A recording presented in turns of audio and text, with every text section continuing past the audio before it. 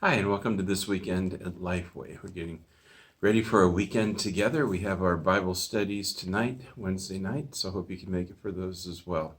Sunday after church, we had our meeting regarding the Living Nativity and the Vista Christmas Parade, and I'm going to attach ways to sign up to be involved. So please help out because we need your help to make this happen. So the parade is December 7th. The theme is SoCal Christmas, so we're going to decorate for a SoCal Christmas. And if you'd like to help with that, that would be super. The Nativity will be the 13th through the 15th. And we're going to do something a little bit different. On the 13th is Friday. And generally, Friday has been our lowest attendance of the weekend when we do the Living Nativity. So we're going to do a matinee and encourage students and their families from Maryland Elementary School who are driving right by at around 2:30 to come in and view the Nativity. Because this is during regular work hours, we'll really need some volunteers to be part of the cast and to serve refreshments and to really make that happen. But we thought it would be a great thing for improving our relationship with Maryland School and really making it convenient for them to come. So that'll be Friday at 2:30. On the 13th, the 14th will be an evening performance from 6 to 8, and then Sunday after church, and that will do it for the Living Nativity this year. This Saturday, we're going to get together, anyone who is willing, at 9 o'clock, and we're going to put together an ancient Israelite oven for baking bread. This is something I've talked about for a couple of years, but I really am planning on getting this done so that as part of the event, they can bake Bible bread, and we'll have a good conversation and some literature on Jesus as the bread of life. Bethlehem means house of bread. Jesus, and so it's a great tie-in with the Christmas story to give the gospel to them. And again, please sign up or ask me about ways that you can help. And it's a big event for our church, and so we need everybody's participation. On Sunday, the message will be Looking for Grace, Part 1. The scripture reading is Hebrews 12:14 through 24.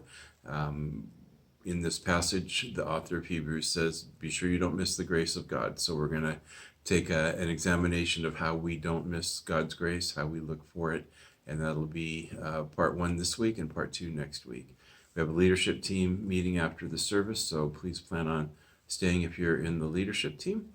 Sunday, the 27th, a week from Sunday, is our quarterly church business meeting following the service. One thing we'll be looking at that meeting is filling our various ministry leadership positions.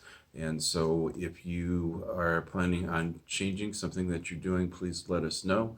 If you have a heart to be in leadership at our church, then please let me know about that as well, and we'll go over the positions that are available. Then on October 31st, we have Trunk or Treat again from 6 to 8 p.m. And this is just a time where we come and we park our cars, we bring candy, and when the neighborhood kids come through, we give them some candy and some information about the church and some information about the gospel. So if you want to participate, all you have to do is to do that. We've had usually some people put together little games for the children to play, and it makes it a fun evening, and they're happy because they get a lot of candy with just one stop. Then also coming up is our day of prayer for the persecuted church.